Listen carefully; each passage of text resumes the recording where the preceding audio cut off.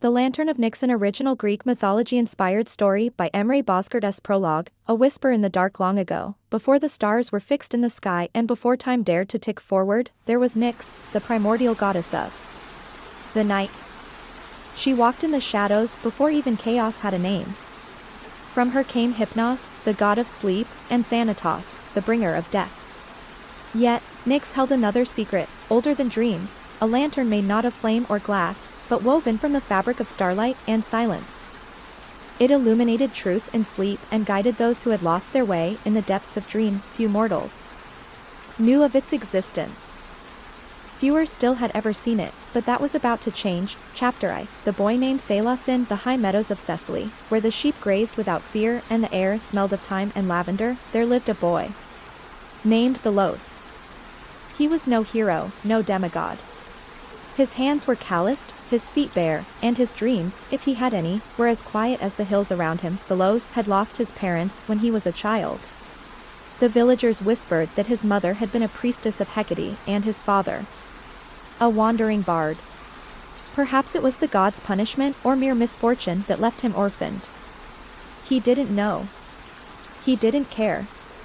Life was lived moment by moment, day by day, but the nights were different. When sleep came, Thalos dreamed not of sheep or hills or the next day's bread. He dreamed of a dark ocean beneath a starless sky, of a voice, soft and ancient, calling his name.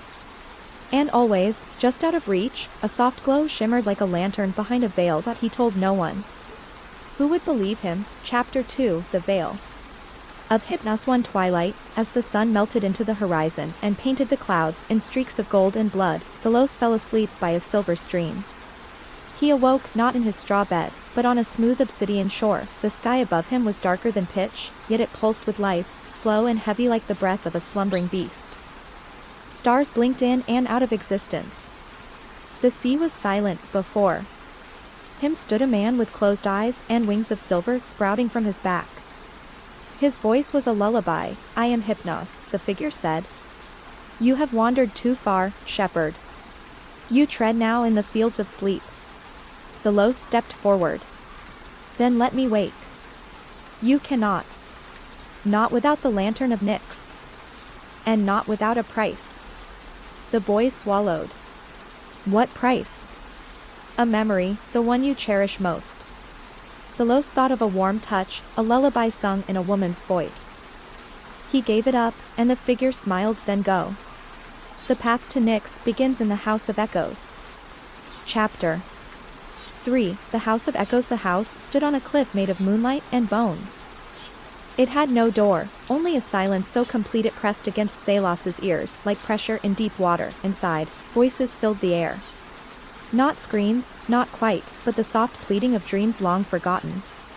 They echoed his name, Thalos. Each room held fragments of other dreamers. A warrior clutching his fallen brother. A mother reaching for a child fading into mist. A poet searching for the right word. They saw him and turned away. At the center of the house, there was a well. Its water reflected nothing but darkness. A woman rose from it, cloaked in feathers, her eyes pools of ink. "I am Mnemosyne," she said. "Mother of muses. Memory itself." She held a key. "You seek the lantern. It is guarded in the dream below. But beware, even dreams have shadows." Chapter 4. The Dream Below. Thalos descended a spiral staircase made of silence. Each step echoed not with sound, but with a feeling, regret, longing, sorrow. At the bottom, the air grew warm and humid. He stood in a garden where statues of sleeping gods lay half buried in ivy. Then came the monster. It was not claws or teeth, but a feeling, despair so heavy it bent the air. It wore no face, only a mask of weeping shadows. "Turn back," it whispered. "You are no hero." "I don't need to be," Thalos replied. "I just need to wake." He did not fight the beast. Instead, he walked through it, embraced the despair, the sorrow, the loneliness. The shadows screamed and melted. Behind them, on a pedestal of ash, floated the lantern. It pulsed with a quiet rhythm, like a heartbeat. Chapter V. Nyx herself. When Thalos touched the lantern, the garden vanished. He floated in a void filled With stars and silence, Nyx appeared, her form shifting between constellations and clouds. "You have done what few dare," she said. "You faced the dark within." "I just wanted to go home," Velos whispered. Nyx reached out. Her touch was neither warm nor cold. "Then know this, the world you return to will not be the same. For you carry now the light of understanding. Dreams will follow you. Sleep will obey you. But peace, that must still be earned." She kissed his brow. The stars blinked, and everything faded. Epilogue, the lantern's glow. Thalos awoke by the silver stream. The sun was rising. His sheep still grazed. The world was the same, and yet, not that he remembered nothing, not fully. But in every dream, he saw a soft glow. A lantern flickering behind a veil, and sometimes, on nights when the moon was dark, the shepherd would smile at the shadows, for he had walked with gods, and come back whole.